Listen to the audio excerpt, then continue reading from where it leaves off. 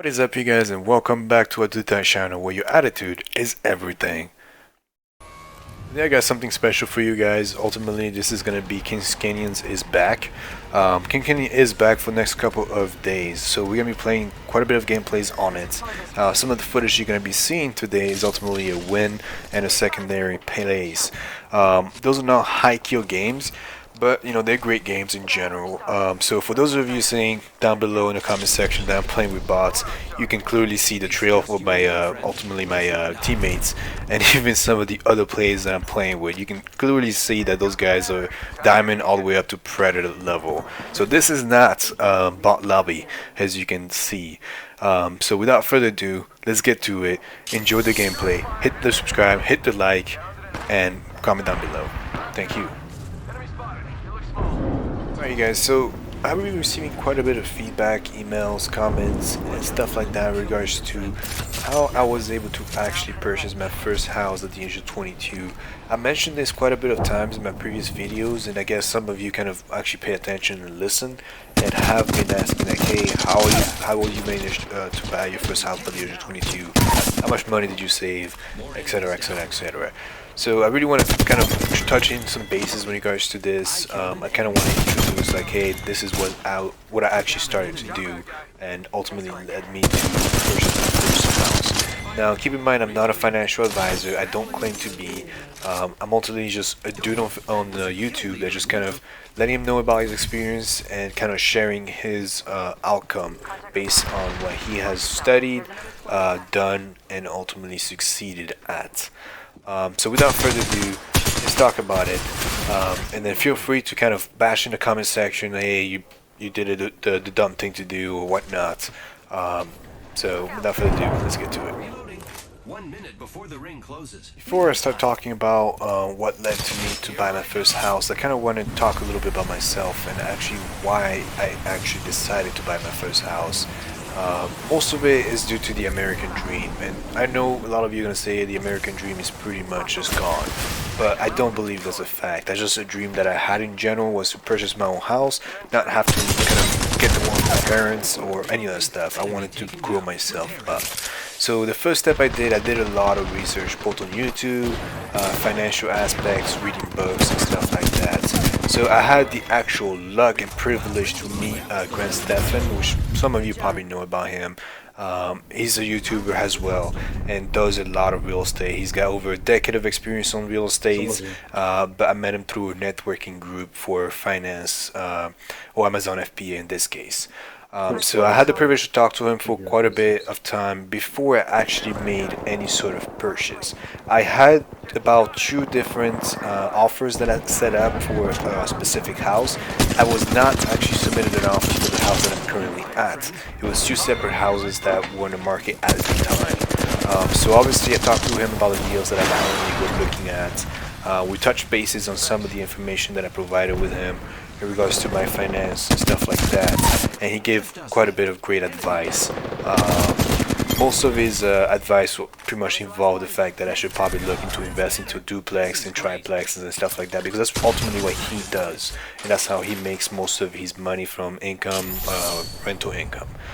So I actually did not end up buying a duplex or triplex, mostly because obviously I wasn't able really to afford that. Over here in San Diego area, that's pretty much anywhere between $600 to possibly $800,000.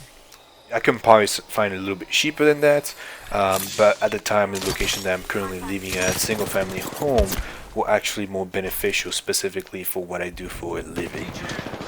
So that's what I went for, and I actually, after a minute to purchase and everything else, found out that the house that I was actually living at and or purchased had a $20,000 equity in it.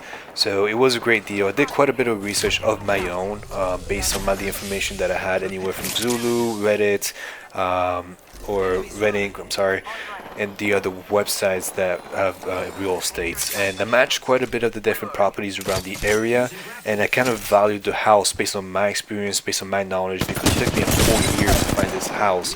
I've seen hundreds of houses, but probably dozens of offers now, and ultimately learned quite a bit. So I started learning exactly what I wanted.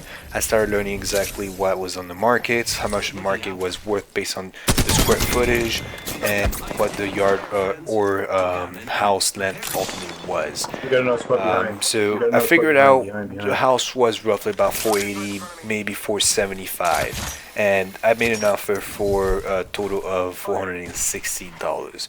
So I was accepted instantly, and I actually, got the house. And then eventually, when my bank decided to appraise the house and find out how much the equity and or how much was it actually worth, they came out to me and ultimately say, "Hey, your house it's worth a total of $480,000," which is quite a bit of upside for me, and I was actually extremely happy when it comes to that stuff. Now, a lot of it, I like to think it has to do with luck because it was my first house and a lot of my first purchase.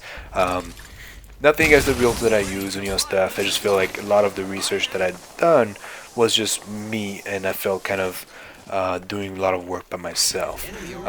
But once again, I'm somebody that actually likes to be in control of my finances and like to be in control of everything that I do when it comes to these things.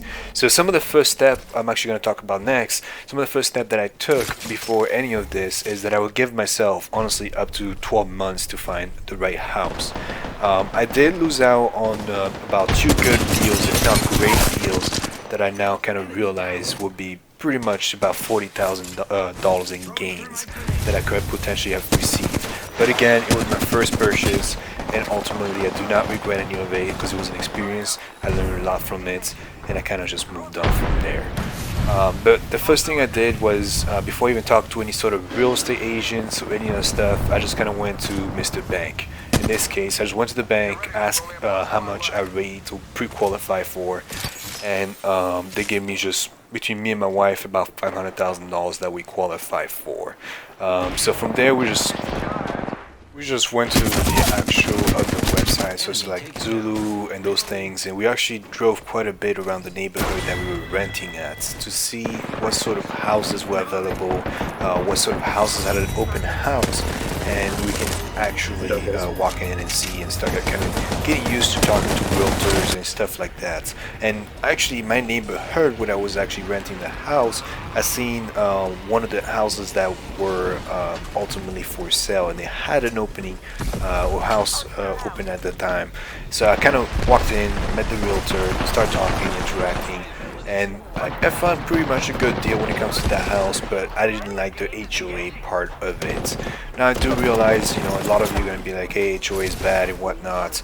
For some aspect it is, some aspect is actually beneficial in a sense in which you're planning to put the house to rent, because you have to some HOAs regulate the yard trimmage, how your front has to look and stuff like that, which if for you as a landlord you don't have to enforce those rules because that's what the HOAs is going to be doing. So it's actually a great deal if you're planning to use it as a rental. But at the time I was kind of spooky about HOAs because of all the research I did in regards to HOAs and just the nightmares that I heard about, so I didn't want to deal with them whatsoever. So I kind of just walked out of that properly and just kind of was like, not interested in this particular thing. But I did hire the actual agent to represent me in regards to me looking for other houses. I provided him the actual pre-approval letter from the bank, and then we went from there. We started just going houses after houses after houses, and honestly I feel like the realtor was extremely patient with us. He gave us a lot of good advice in the sense of which, we were looking for a house for a total of about 11 months. We went to see hundreds of houses and just put dozens of offers down. A lot of the offers that we did put down were kind of just lowballing it, just kind of straight up down. So I didn't know quite the market when it comes to the San Diego area. This, like I said, was my first purchase. I was young, I was arrogant. It's pretty much been 2 years now, so I kind of realized I was kind of young and kind of dumb. But I don't regret any of it because it was a great experience.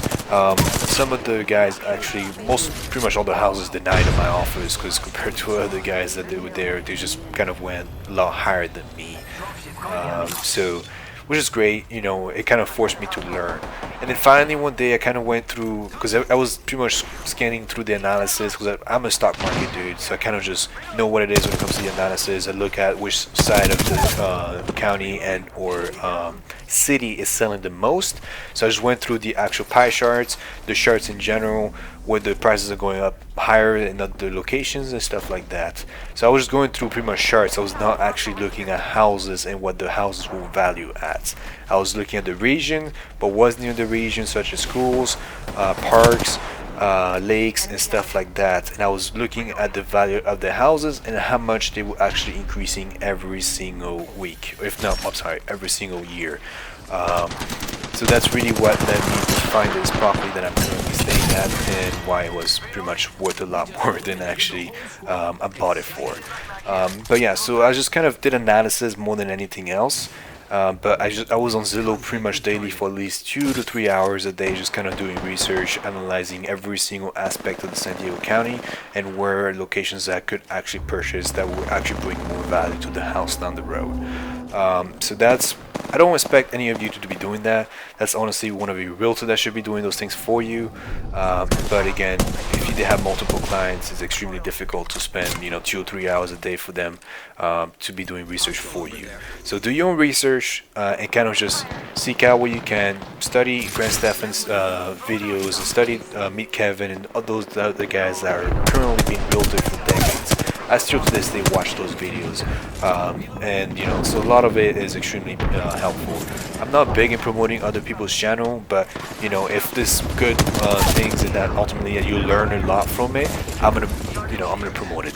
So if Kevin or even Grant Stefan watch this, thank you.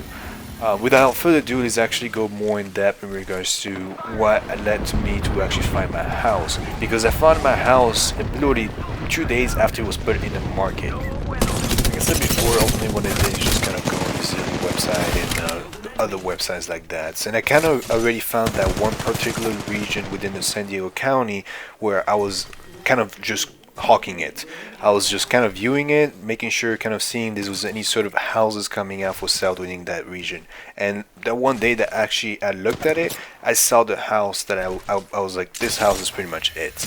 I looked at it, it was kind of like quite a bit lower than any house around it, which is what most realtors do. They put the house for a lot lower price than the average house around.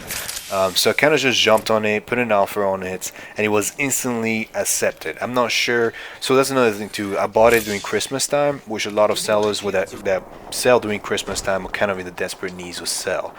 So that's pretty much what I did. I bought it at Christmas time. I just kind of jumped on it, and next thing you know, my offer was accepted. I do realize that a lot of it has to do with just the timing that I made my offer.